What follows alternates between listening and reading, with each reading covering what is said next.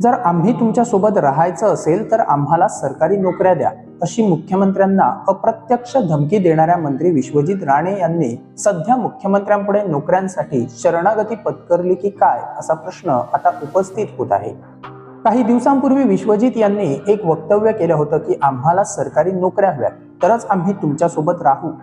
त्याआधी त्यांनी आणखी एक वक्तव्य केलं होतं, ते म्हणजे जर सरकारी नोकऱ्या मिळत नसतील तर मी स्वतः तुम्हाला वेगळा विचार करायला सांगेन। पण आता अचानक सगळे सूर बदलून त्यांनी मुख्यमंत्र्यांना थेट जादूगर म्हटले आहे। ते म्हणाले की मुख्यमंत्री जादूगर आहेत आणि ते येणाऱ्या काळात 22,000च्या आसपास नोकऱ्या देतील। विशेष म्हणजे खुद्द मुख्यमंत्री सुद्धा कधी एवढा मोठा आकडा बोलून दाखवत नाही। मुख्यमंत्र्यांना सगळ्या गोष्टी शक्य आहेत।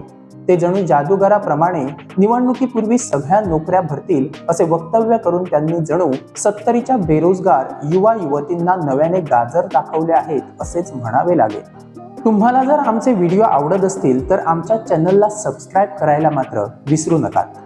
दुसऱ्या बाजूला मुख्यमंत्री म्हणतात की विश्वजित यांनी त्यांच्या खात्यात किती रिक्त पदे आहेत याची माहिती कर्मचारी निवडणूक आयोगाला द्यावी, जेणेकरून त्या जागा भरल्या जातील आणि युवकांना नोकऱ्यांची संधी मिळेल।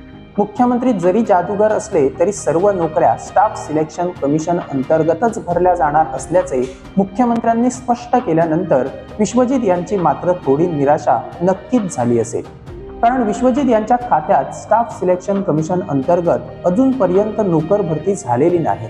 त्यांनी तर आरोग्य खात्यात कंत्राटी पद्धत सुरू केली आहे। स्वतः विश्वजित सांगतात की काही कर्मचाऱ्यांनाच ते स्वतः पगार देतात, कारण त्यांची फाईल सरकारकडे प्रलंबित आहे। अरे वा, मग यांना काम कसले दिले आहे आणि सरकारमध्ये ही नवी कसली पद्धत सुरू झाली आहे? याचे उत्तर आता सरकारने द्यायला हवे।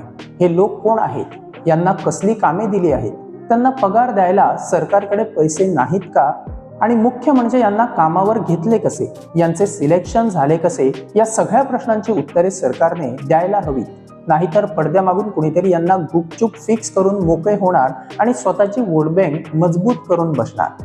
सध्याच्या स्टाफ सिलेक्शन कमिशन अंतर्गत झालेल्या नोकर भरतीचा डाटा पाहिल्यास विश्वजित यांचे समर्थक ही परीक्षा पास होण्यास कुठेतरी मागे पडत असल्याचे दिसते, तर दुसऱ्या बाजूला विश्वजित यांचे विरोधक योग्य रीतीने अभ्यास करून परीक्षा पास होऊन सरकारी नोकऱ्या मिळवताना दिसत आहेत। त्यामुळे आता विश्वजित यांचे समर्थक नोकरीसाठी फक्त मंत्र्यांवरच विश्वास ठेवून आहेत की काय असा प्रश्न उपस्थित होतो।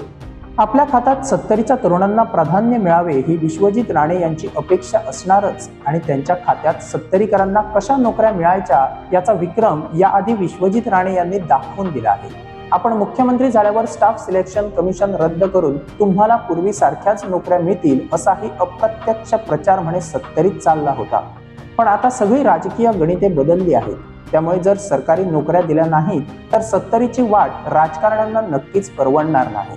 दुसरी गोष्ट म्हणजे या भागात भाजपला जी काही आघाडी मिळते ती नोकऱ्यांच्या जोरावरच मिळते हे स्पष्ट आहे। या सर्व घडामोडीनंतर सरकारी नोकऱ्यांसाठी उघडपणे भाष्य करणाऱ्या या मंत्र्यांनी आता मुख्यमंत्र्यांपुढे शरणागती पत्करली की काय असा प्रश्न या जादूगर वक्तव्यावरून निर्माण झाला आहे।